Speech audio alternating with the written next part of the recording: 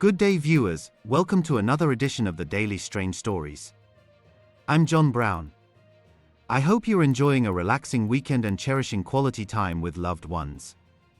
Our lead story for today.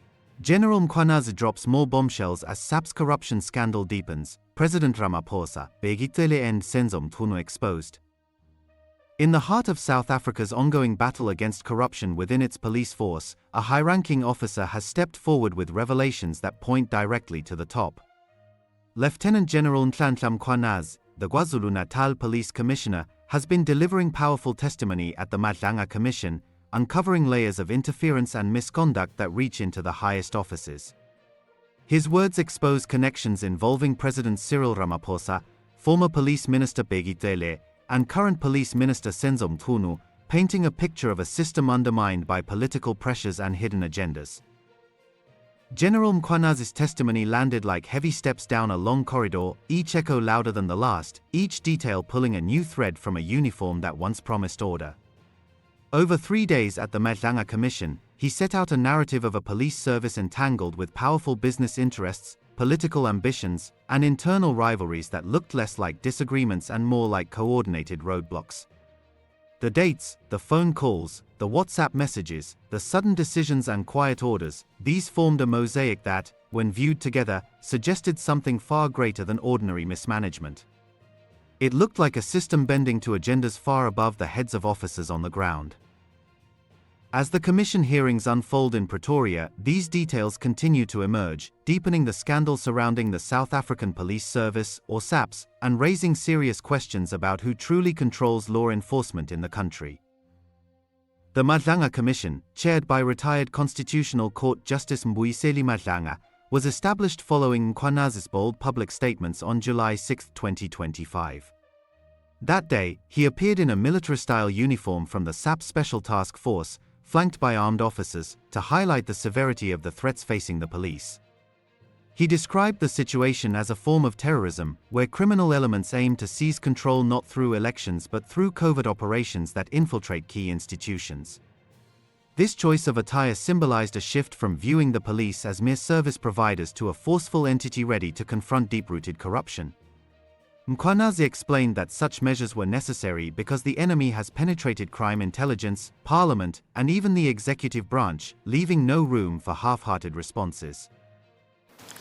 Although we have to now display our tactical strategies in public, but commissioners, as we're investigating and this picture coming together, then we start realizing that we now have to move from being a service provider to society to becoming a force in order for us to prevent the Ecuadors and the Mexicos to happen in this country. Because the threat, the enemy that we saw that is infiltrating crime intelligence, is infiltrating parliament, and is controlling our executive authority and going into the heart of the police operations, which is investigation. To date, I'm speaking to you, the Matlalas and the likes, if you go and see the record of cases withdrawn against Matlala, more than 18 here in this province. And you really realize that you can no longer wear a tie and face this fight. So this is a fight that requires, for one, to apply the tactics that is learned over years. And one had to draw on experience I had in the task force of saying, how do you deal with a terrorist? And because as I see it now, I think this is terrorism. This is people who want to take over government, not through the ballot paper, but through these criminal activities. We must protect those who go to the voting station. Political parties exercise their rights, they vote, they appoint government. But if government is going to be taken in this fashion, it cannot happen under our name. So it's for that reason that we wanted to communicate a message to South Africa that we are ready, and communicate a message to this drug squad, politicians, the executive, police officers within law enforcement agencies, that we're ready for them. I said when I presented earlier, I knew that I've got a target on my back. So for me, maybe you'll forgive me in saying this as a Zulu man, Angimnyonyobeli umuntu esayidini ngimqonda ngqo. So I wanted to make sure that they get a message that I don't sneak up on a person. I face them directly. So Commissioner, we were pushed to the corner that for us to counter this, what is happening, let's draw attention of South Africa for them to realize the battle that we're about to face. And it is a battle, I must say, as I said, when you put that screen, that they are so-called experts, they are so-called forensic investigators, they are so-called journalists. There's a whole lot of people that are spreading news, feeding the narrative that has been perpetuated by these people internal. We have people in the organization that when a case is open, they take the docket and they keep it in their office and they don't investigate it. And we have evidence for that. The Deputy Provincial Commissioner Gauteng can be called into this commission. He will tell you the list of all these dockets that were opened. There is one of them, it's a kidnapped person which is allegedly Matlala is involved. That docket was in Gauteng, but an instruction came from the head office, the General Sibiya's office, that we want that case docket. That docket is sitting in the head office.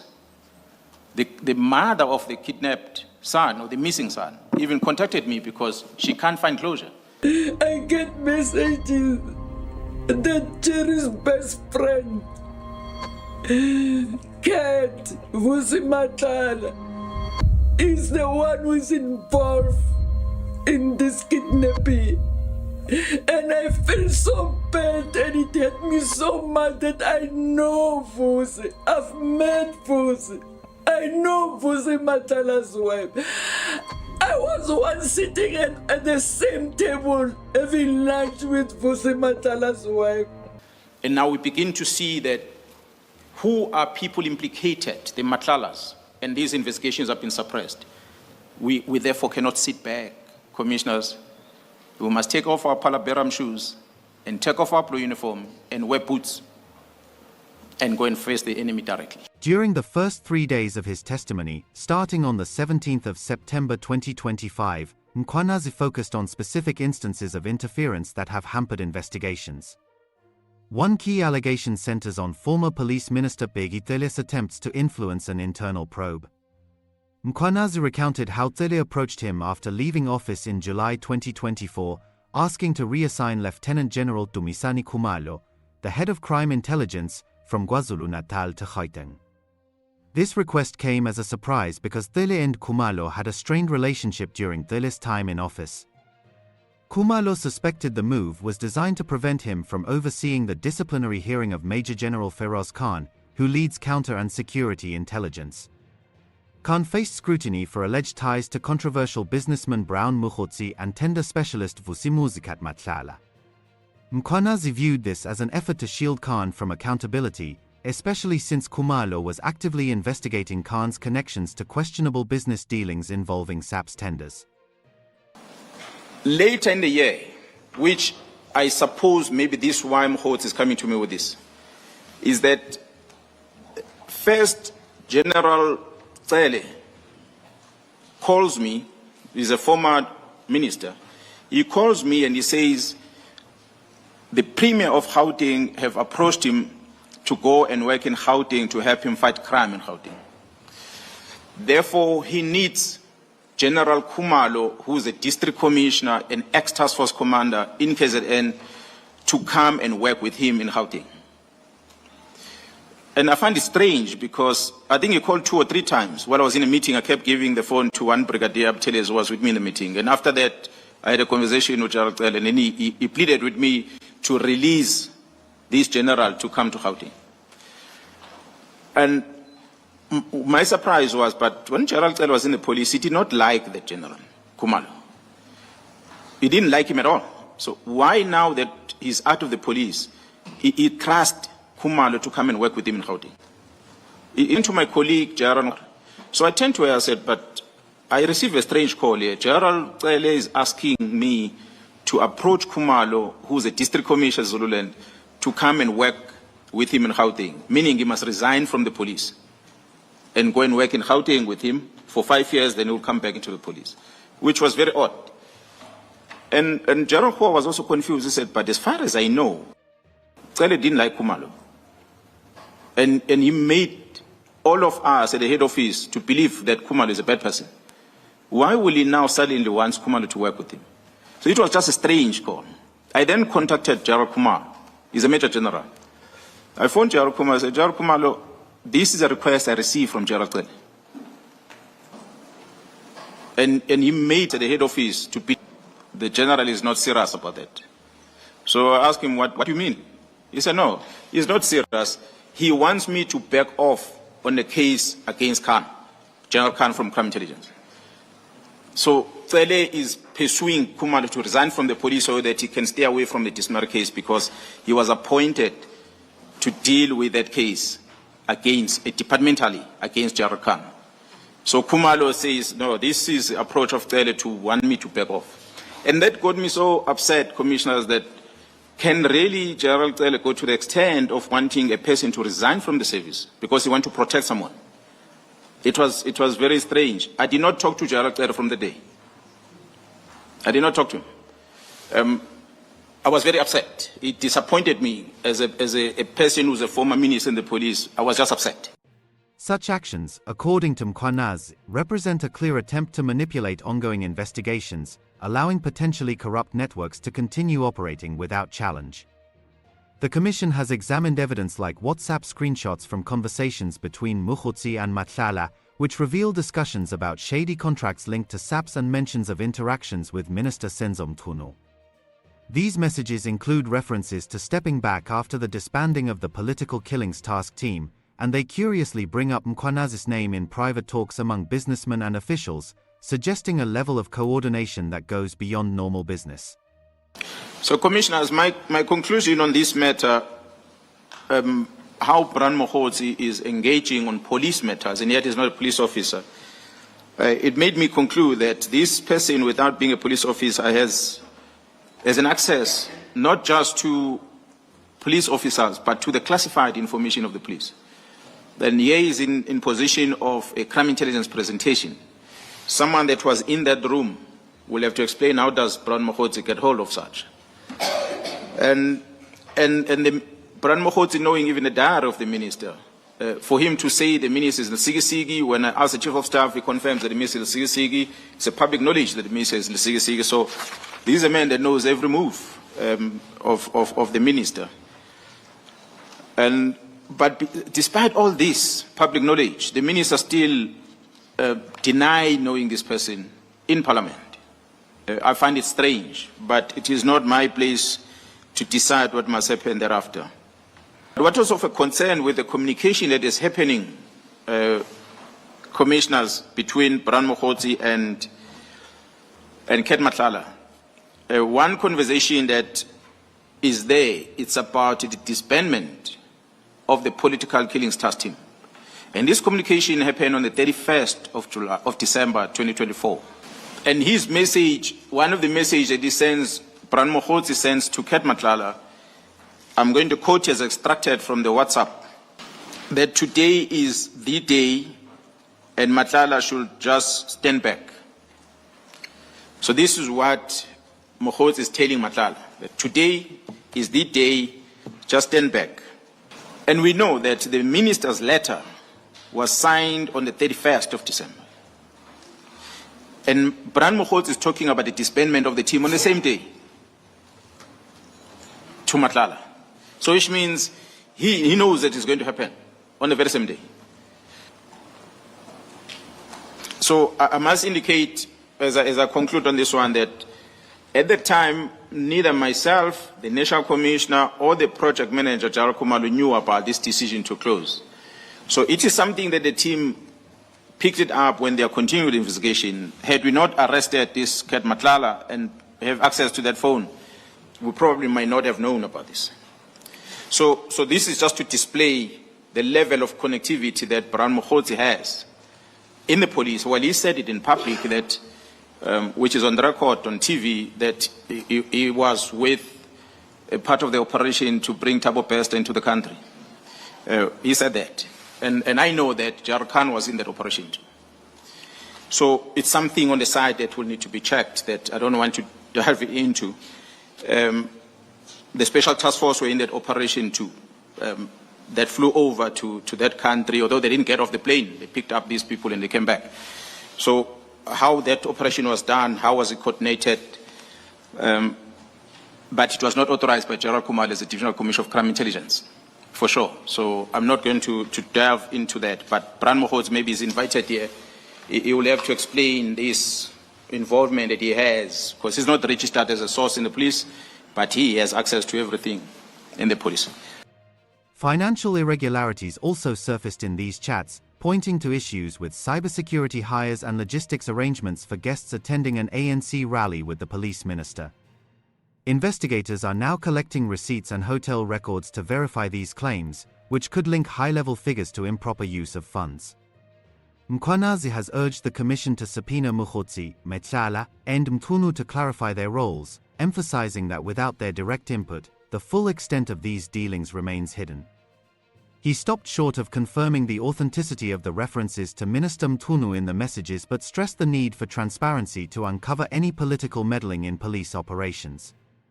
Shifting to another layer of the scandal, Mkhwanazi detailed how President Ramaphosa's office applied pressure on National Police Commissioner Fannie Masemola to deploy specialized units specifically for Richards Bay Minerals, or RBM, a mining company in northern KwaZulu-Natal. This area has seen a series of murders, including those of at least 5 RBM executives, prompting Mkhwanazi to initially send a team of 5 detectives to investigate. After a year with no breakthroughs, he recalled the team due to high costs and shifted their work back to Durban, where they continued handling cases remotely. However, Masemola soon contacted Mkhwanazi, relaying a complaint from the presidency that demanded the team's return. Masemola instructed Mkhwanazi to draft a plan and promised funding from the national office. This led to the deployment of the Police Task Force and the National Intervention Unit, or NIU, which are primarily combat-oriented rather than investigative teams. These units were assigned exclusively to RBM for an entire financial year, funded nationally, and instructed to focus solely on the company's needs without communicating with local commanders like Mkhwanazi or the district commissioner. Local business people in the area complained about this preferential treatment, but Mkhwanazi directed them to raise concerns with then Police Minister Bheki Cele. He highlighted this as evidence of RBM's high-level contacts, allowing a private entity to commandeer public resources in a way that sidelined broader community safety efforts. Mkhwanazi connected these events to broader patterns of disruption within SAPS. He pointed to the arrest of Lieutenant General Dumisani Khumalo on June 26, 2025, at OR Tambo International Airport, on charges related to nepotism. This followed the arrest of Crime Intelligence Chief Financial Officer Major General Philani Lushaba on charges including perjury, corruption, and defeating justice. Both were released on bail, but Mkhwanazi argued that Khumalo's arrest was time to halt the political killings task team's progress.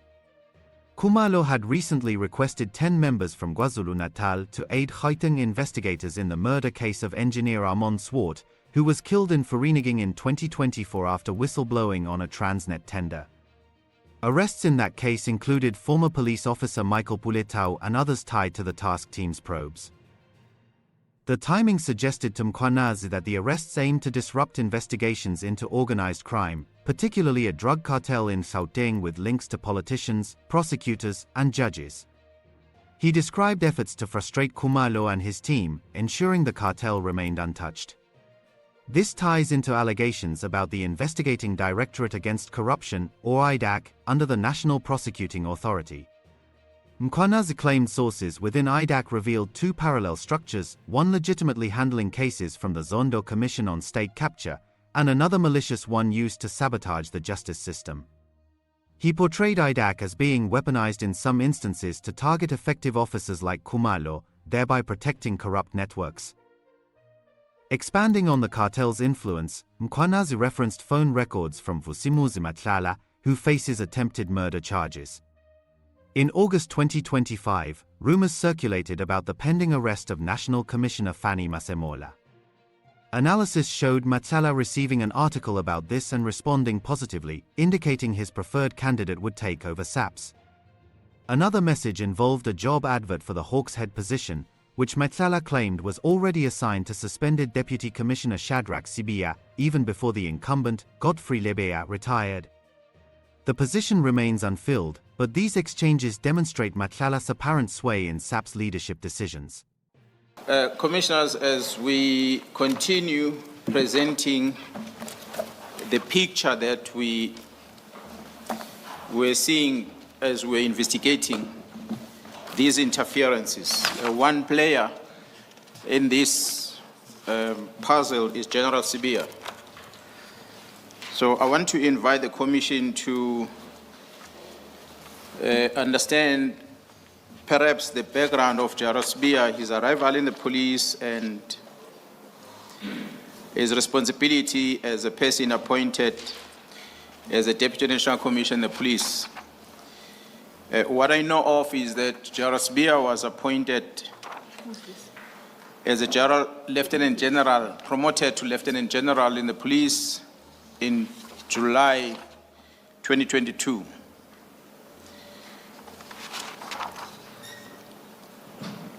And I said earlier, the post of a Deputy National Commissioner Crime Detection, it's a heartbeat of the South African Police Service. That is where, according to the structure of the police, the organogram, that is where crime intelligence accounts, that is where investigations account, and that is where forensic accounts. So General Sibiya was afforded that opportunity in July 2022 to be appointed as a Deputy National Commissioner occupying this position. I know that there was this warning before he comes in. What becomes strange to me is that first he becomes a Major General at Detective Service, and a year later he gets promoted. Now he's promoted to the heartbeat of the police, so he's no longer responsible for organized crime alone. He's now responsible for the entire investigation, including crime intelligence, including forensic. Well, the National Commission has got powers to appoint. It's just strange that the same organization dismissed this man. A year later, when he applies to court, the same organization doesn't appeal, doesn't oppose, file papers to oppose that court process. And the same organization brings him back and promotes him a year later. I don't know what he has done on his performance agreement that was so exceptional on this term when he comes back, despite this warning that justified this promotion. His arrival in the organization was a concern. That should have been a concern for everyone.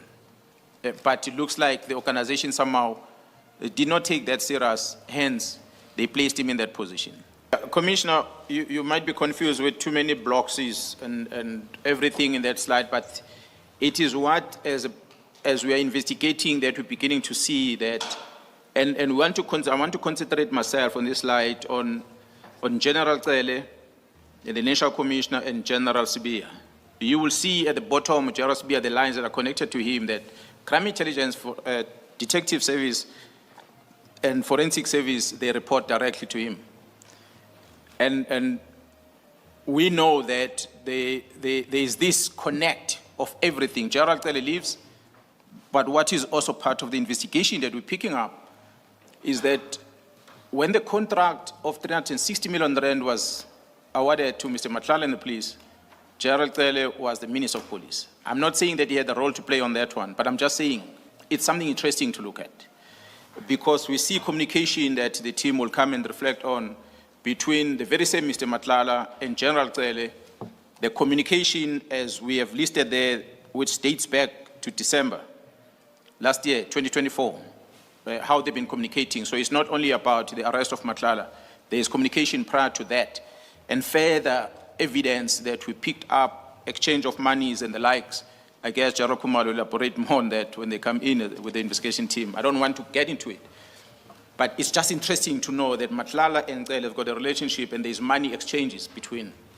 And this is a man that was appointed in the police to be a health risk manager of the service.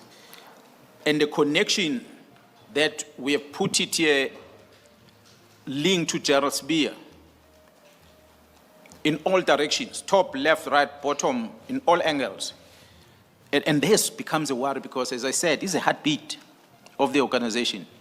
And when we are having the red flags on the left, which is the syndicate, 2 of them already in custody, we have others that we haven't mentioned. And we are having the ghost on the right, black and white, which include so-called experts out there that are spreading wrong information, so-called media journalists that are in there, many parties that you see there on the black, and going up top right corner, you see the entities of government, which will include IPIT, IDEC, IGI, that are party to this chaos that we are seeing, and the engagement they're having with the Minister of Police, Mr. Senzo Mchunu now, Mogotsi in the Chief of Staff. So this picture is what comes to the fore, and it gets us worried that, and we begin to question, how did this man come into this organization? Matlala's privileges extended further, with claims that Ekurhuleni Metro Police fitted his vehicles with blue emergency lights, reserved strictly for law enforcement. This connection surfaced prominently in Mkhwanazi's testimony about the disbandment of the Political Killings Task Team on December 31, 2024, by Mchunu. The decision came just one day after the team received a ballistic report linking guns to high-profile murders, following arrests like that of businessman Ketiso Molefe and a search at Matlala's home. Mkhwanazi disputed Mchunu's stated reason for disbanding the team, that it added no value to SAPS operations, arguing instead that external influences swayed the minister. He promised the commission evidence of communications between accused individuals and Mchunu's associates, which could prove direct involvement. Parliamentarians also came under scrutiny. These parliamentary links tie into broader efforts to undermine crime intelligence. In March 2025, SAPS warned Parliament that Khumalo was being targeted for his cleanup efforts, including false accusations of biased appointments.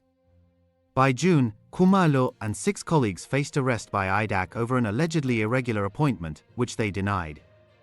Mkhwanazi saw this as a calculated move to frustrate cartel investigations, connecting it to the dual structures within IDAC that either advance or obstruct justice. But what is strange, Commissioner, I'm going to invite South Africans to go to that court and if so, demand to see the charge sheet. I'm not a lawyer. Many South Africans are not lawyers, but they will read what is sitting in the charge sheet. And they will know that this, in any given day, it should not have landed in a criminal court of law. But it is there.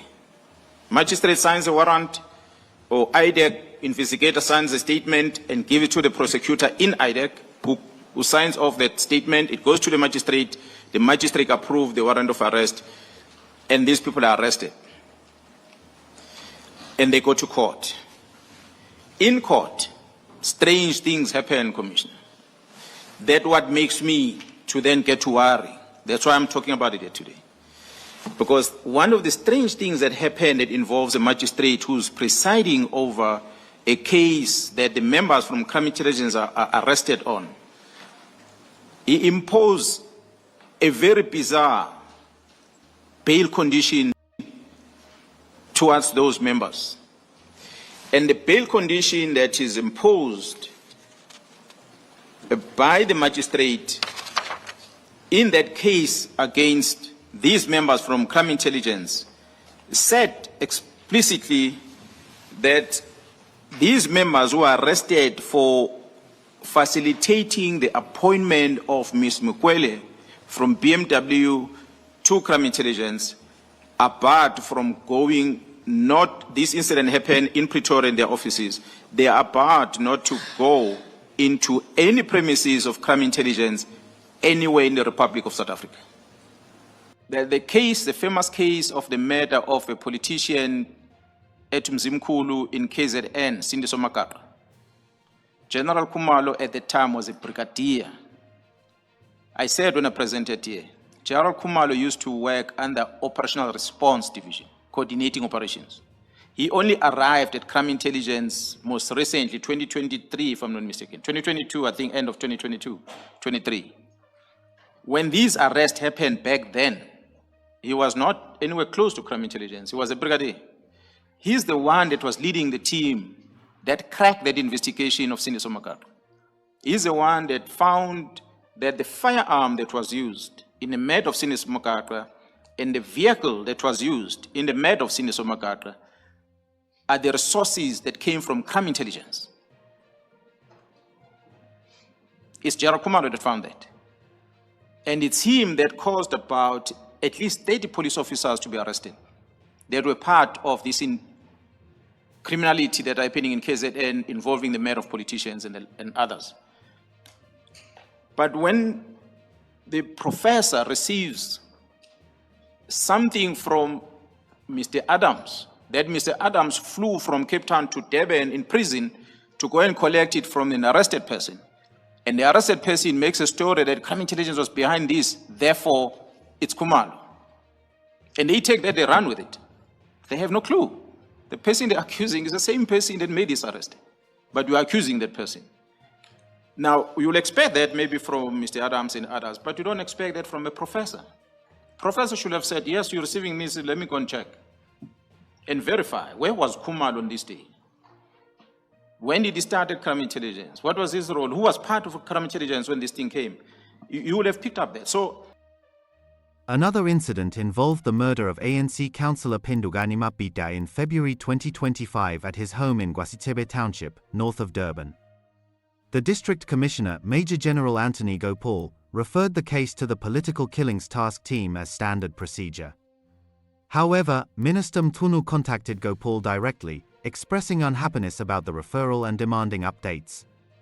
Mchunu focused on who handled the docket rather than the investigation's progress, insisting on being kept informed. On February 15, 2025, he followed up, showing persistent interest that Mkhwanazi found unusual, as it seemed to prioritize control over resolution. Mkhwanazi drew parallels to past interferences, recalling his time as acting National Commissioner from October 2011 to June 2012. He accused former Police Minister Nathi Mthethwa, now ambassador to France, of trying to halt disciplinary proceedings and prosecution against former crime intelligence head Richard Mdluli after fraud and corruption charges were withdrawn in December 2011, a decision later overturned in 2013. Mthethwa summoned Mkhwanazi to his Pretoria home, along with the late Inspector General of Intelligence Faith Radebe, and ordered them to stop pursuing Mdluli. Mkhwanazi refused, viewing it as improper interference, and informed then-President Jacob Zuma, leading to his removal from the acting role. He was replaced by Raya Pieka and sidelined for a year, an experience that echoed the current scandals and reinforced his resolve. Throughout his testimony, Mkhwanazi emphasized the task team's critical role in addressing organized crime, including probes into a heightened drug cartel with ties to influential figures.